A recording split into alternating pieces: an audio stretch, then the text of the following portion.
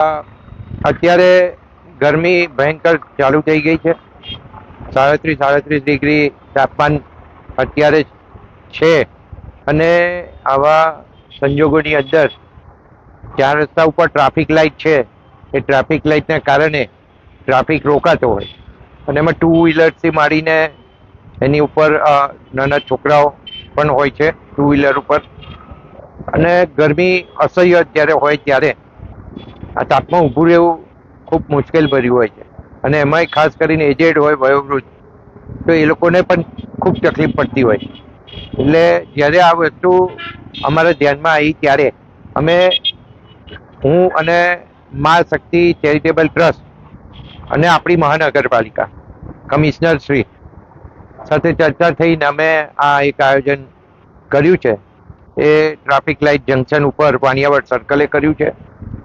અત્યારે સ્પ્રિંકલર લાગ્યા નથી, પણ આવતીકાલે આની પર સ્પ્રિંકલર લાગી જશે અને સ્પ્રિંકલર સિસ્ટમથી પાણીનો છંટકાવ રહે એટલે ત્યાં આગળ થોડું ઠંડકવાળું વાતાવરણ રહે, એ પ્રમાણેનું આયોજન છે.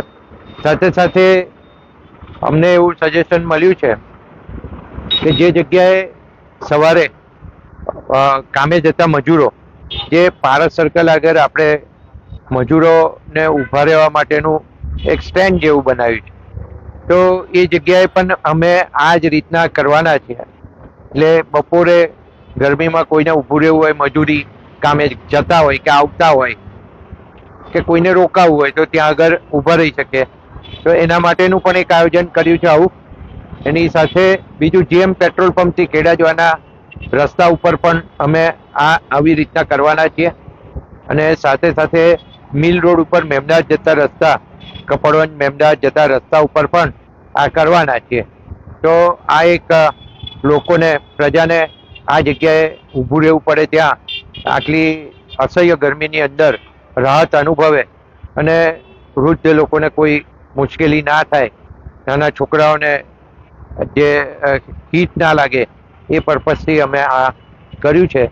એ નડિયાદની પ્રજા એને આવકારે અને વખતો વખત અમે નડિયાદની પ્રજાના સેવામાં હાજર હતી.